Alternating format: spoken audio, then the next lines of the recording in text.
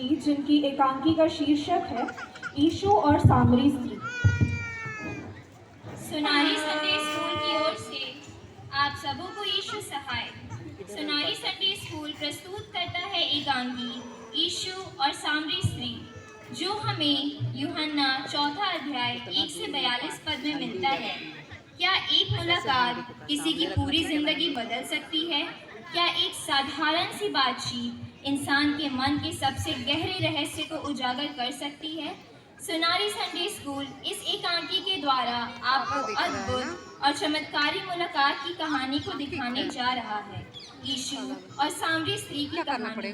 यह उस समय की बात है जब प्रभु यीशु यहूदिया से गलील को जा रहे थे, तो मार्ग में वे सुखार नामक सामरियों की एक नगर तक आए, और जब वे चलते चलते थक गए तो वे एक कुएं के पास बैठ गए, जिसे याकूब का कुआं कहा जाता था। उस समय प्रभु के चेले उसके साथ नहीं थे, वे नगर में भोजन लेने गए थे। दोपहर के समय एक सामरी स्त्री जल भरने के लिए उस कुएं पर आती है। वह दोपहर के समय लोगों से छुपते छुपाते आती है, क्योंकि उसे डर था कि लोग उसे ताने मारेंगे, उसे कोसेंगे। वह समाज में निम्न जाति में से थी। उस समय यहूदी लोग सामरियों से किसी प्रकार का अच्छा व्यवहार नहीं करते थे।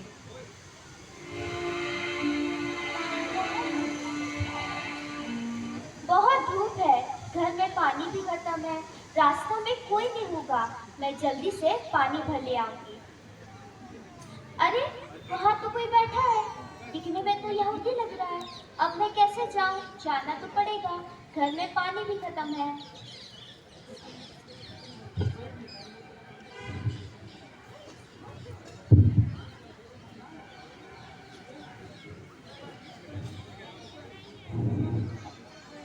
हे नारी, जी महाशय। मुझे पानी पिला। आप किससे पानी मांग रहे हैं? मैं तुझसे पानी मांग रहा हूँ, मुझे पानी पिला। आप मुझसे पानी मांग रहे हैं? हाँ, मैं तुझी से पानी मांग रहा हूँ, मुझे पानी पिला। पहनावे से तो आप यहूदी लग रहे हैं। हाँ, मैं यहूदी हूँ।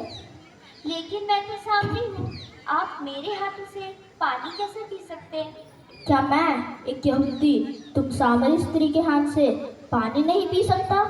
नहीं महाशय, यहूदी किसी भी प्रकार का व्यवहार हम सामरियों से नहीं रख सकते। क्या तुम मुझे जानती हो कि मैं कौन हूँ? नहीं महाशय, मैं आपको कैसे जानूंगी? हे नारी, अगर तुम मुझको जानती तो तुम मुझसे पानी मांगती। महाशय, अगर मैं आपको जानती तो क्या आप मुझे पानी दे देते? हाँ, दे देता। महाशय, आप ये क्या बात कर रहे हैं? अभी तो आप मुझसे पीने के लिए पानी मांग रहे थे, और आपके पास पानी कहाँ से आएगा? आपके पास पानी निकालने के लिए कुछ है ही नहीं, और ये कुआं भी इतना गहरा है।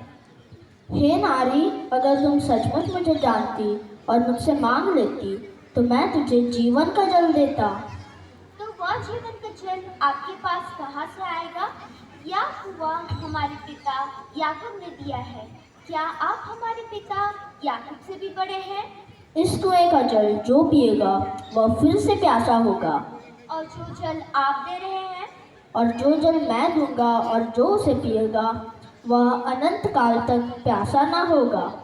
महाशय, क्या वह जल आपके पास है जिसे पीने के बाद प्यास नहीं लगती?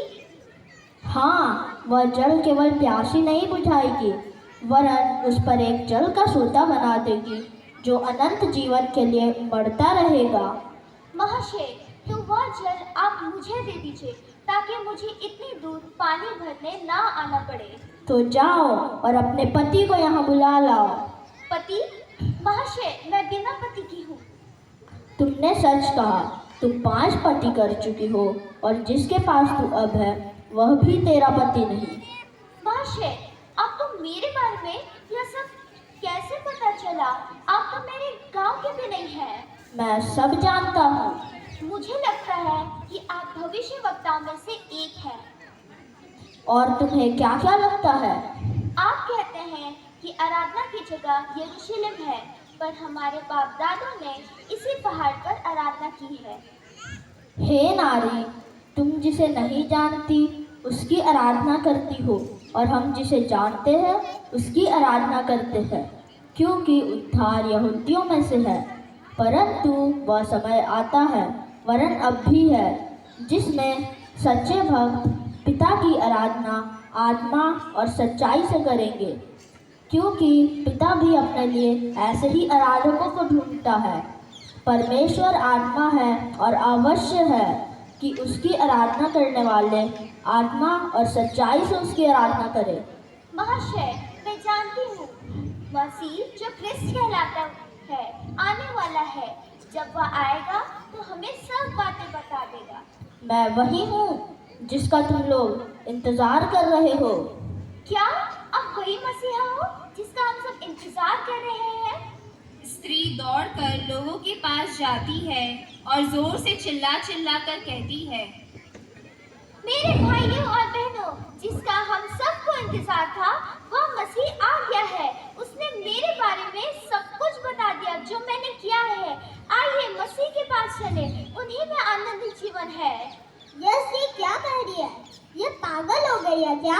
क्या मसीहा जो क्रिस्त कहलाता है सच हो जाया है? चलो चल के देखें।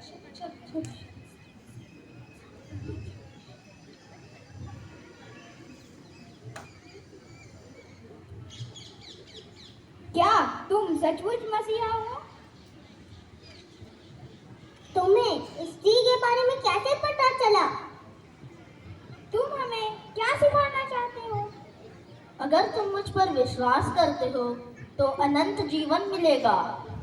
गांव वाले यीशु की बातों से प्रभावित हुए। उन्होंने विश्वास करना शुरू किया।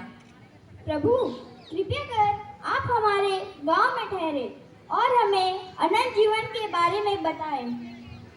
यह अपने आप में अद्भुत घटना थी, क्योंकि यहूदियों और सामरियों के बीच इतनी घनिष्ठता नहीं देखी जाती थी। यीशु ने उनका निमंत्रण स्वीकार कर लिया और 2 दिन तक वहाँ रहा।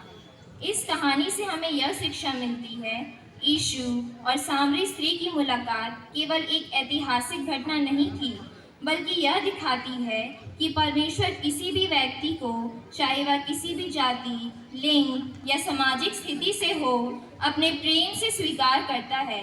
यीशु ने दिखाया कि सच्ची उपासना किसी विशेष स्थान या परंपरा पर निर्भर नहीं है, बल्कि यह आत्मा और सच्चाई में होनी चाहिए।